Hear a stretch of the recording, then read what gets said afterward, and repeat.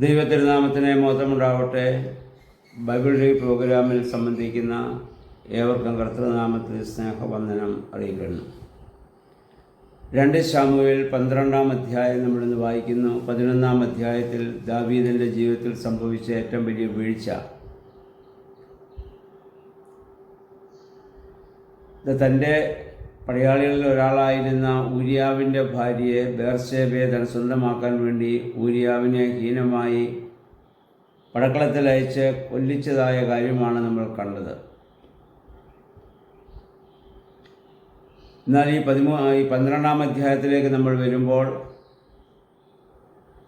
Nathan പ്രവാചകൻ ദാവീദിൻ്റെ തെറ്റ് അവനോട് നേരിട്ട് ചെന്ന് പറയുന്നതായ കാര്യമാണ്. പഴയ നിയമകാലത്തെ രാജാക്കന്മാരുടെ മുമ്പിൽ പോയി സംസാരിക്കുന്നത് പോലും എല്ലാവർക്കും ഭയമാണ്. എന്നാൽ രാജാവിൻ്റെ കുറ്റം മുഖത്ത് നോക്കി പറയാൻ സാധിക്കുക എന്നുള്ളതാണ് പ്രവാചക ദൗത്യം. പ്രവാചകൻ എന്ന വാക്കിന് തന്നെ സുറിയാനിൽ നബി ഇ എന്നാണ് പറയുക. നബി ഇ എന്ന് പറഞ്ഞാൽ ദോസ് ഹൂ സ്പീക്ക് ക്ലിയർലി എന്നർത്ഥം, വ്യക്തമായി സംസാരിക്കുന്നു. തെറ്റായും ശരിയായും പറയാനുള്ള ധൈര്യം കാണിക്കുന്നവനാണ് യഥാർത്ഥ പ്രവാചകൻ. നാഥാൻ പ്രവാചകൻ അങ്ങനെ ദാവീദിൻ്റെ അവനിൽ വന്നതായ കുറവുകൾ യഥാർത്ഥമായി അവന് ചൂണ്ടിക്കാണിച്ചു കൊടുക്കുകയാണ്. അദ്ദേഹം പറഞ്ഞത് ഒരു ആടിൻ്റെ കഥ പറഞ്ഞുകൊണ്ടാണ്.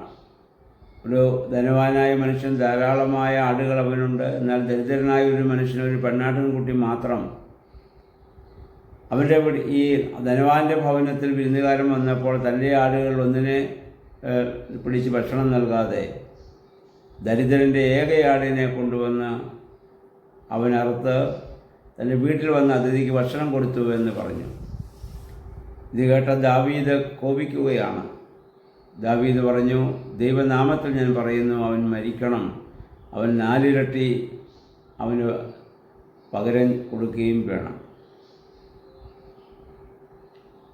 ഇപ്പോൾ ദാവീദിൻ്റെ രാജാവിലെ ആ നീതിബോധം ഇവിടെ ഉണരുകയാണ്.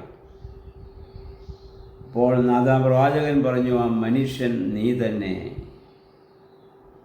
ആ മനുഷ്യൻ നീ തന്നെ എന്ന് പറഞ്ഞപ്പോൾ ദാവീദ് അവിടെ തകർന്നു പോകുകയാണ്. പ്രിയമുള്ളവരെ, നമ്മളും പലപ്പോഴും ദാവീദിനെ പോലെ നമ്മുടെ പാപം മറച്ചു വെച്ചിട്ട് മറ്റുള്ളവരുടെ പാപം കാണുമ്പോൾ അതിനെതിരെ കോപിക്കുകയും ശാസിക്കുകയും അസ്വസ്ഥരാകുകയും ചെയ്യാറുണ്ട്.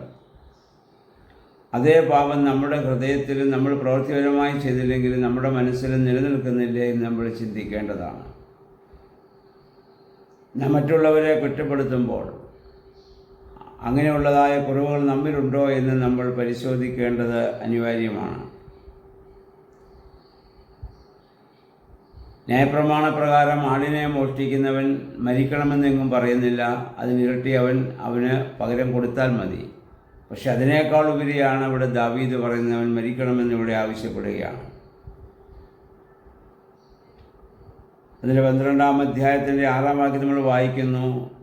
മാത്രമല്ല, അവൻ 4 മടങ്ങ് അവൻ ഇത് തിരിച്ചു കൊടുക്കുകയും ചെയ്യണം. ഇതായിരുന്നു സക്കായി ചെയ്തത്.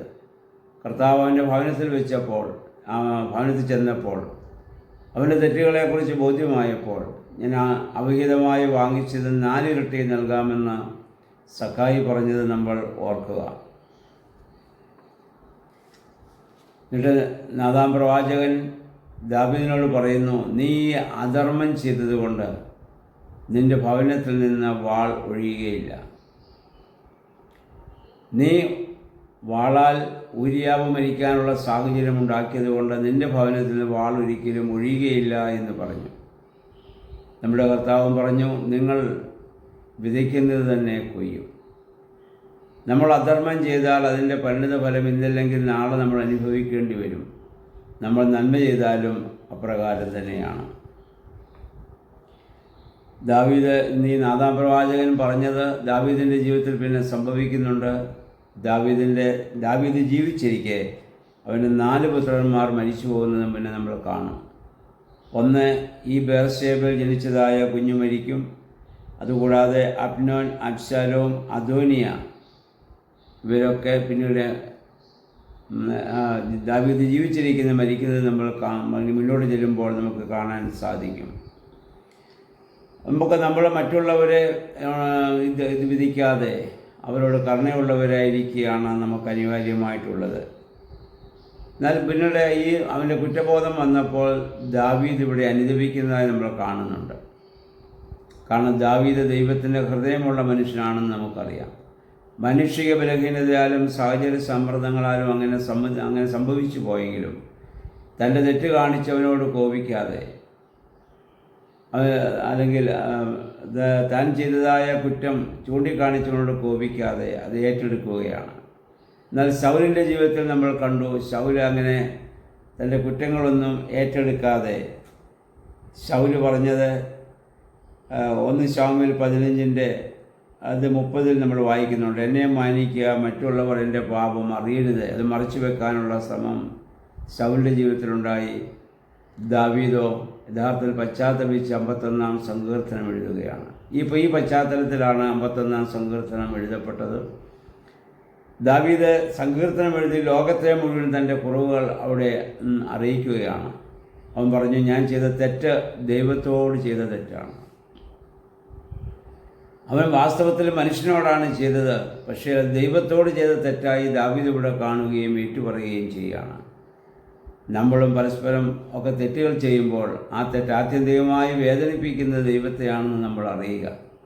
കാരണം ദൈവത്തിൻ്റെ മക്കളായി ദൈവത്തിന് വേണ്ടി ഭൂമിയിൽ പ്രവർത്തിക്കുവാൻ ദൈവം നമ്മളെ അയച്ചിരിക്കുകയാണ്, നമ്മളെ ഓരോരുത്തരെയും. അപ്പോൾ നമ്മൾ ചെയ്യുന്ന ഓരോ തെറ്റും ദൈവത്തിൻ്റെ ഹൃദയത്തെയാണ് വേദനിപ്പിക്കുന്നതെന്ന സത്യം എപ്പോഴും നമ്മൾ മനസ്സിലാക്കുക. ദാവീദോട് വളരെ വ്യക്തമായി പറയാൻ ദൈവത്തോട് പാപം ചെയ്തു. ഈ ഒരു മനോഭാവം നമുക്കെപ്പോഴും ഉണ്ടാവേണ്ടതാണ്. ആ പശ്ചാത്തലത്തിൽ നിന്നാണ് ഇതിൽ പറയുന്നു, നിൻ്റെ ആത്മാവിനെ ദൈവമേ എൻ്റെ ഉള്ളിൽ നിന്ന് നീ എടുത്തു കളയരുത്. എനിക്ക് ആ പരിശുദ്ധാത്മാവിൻ്റെ പ്രേരണ എനിക്ക് ലഭിക്കാതെ പോയതാണ് ഇതിന് കാരണം. പ്രിയമുള്ളവരെ, നമുക്കറിയാം പഴയ നിയമത്തിൽ പരിശുദ്ധാത്മാവ് താൽക്കാലികമായി ചില പ്രത്യേക സന്ദർഭങ്ങളിൽ ചില ആളുകൾ വന്ന് പ്രവർത്തിച്ചതേ ഉള്ളൂ. എന്നാൽ പുതിയ നിയമത്തിൽ അതേ പരിശുദ്ധാത്മാവ് എപ്പോഴും നമ്മളോടൊപ്പമുണ്ട്. കർത്താവ് പറഞ്ഞു, പരിശുദ്ധാത്മാവെന്ന കാര്യസ്ഥലിനെ നിങ്ങളെ ഭൂമിയിൽ വഴി നടത്തും. സ്ത്രീകന്മാരുടെ മേൽ പെന്തിക്കോസ്ത് ദിവസം പരിശുദ്ധാത്മാവ് ഇറങ്ങി ആവശ്യിച്ച് ഈ ഭൂമിയിൽ ഇപ്പോൾ നമ്മെ വഴി നടത്തുന്നത് പരിശുദ്ധാത്മാവിലാണ്. ആ പരിശുദ്ധാത്മാവ് നമ്മളുടെ കുറ്റബോധം തന്നിട്ടും പാപബോധം തന്നിട്ടും നമ്മൾ വീണ്ടും വീണ്ടും അത് ആവർത്തിക്കുക എന്നുള്ളത് എത്രയോ കഠിനമായ പാപമാണെന്ന് നമ്മൾ ചിന്തിക്കേണ്ടതാണ്.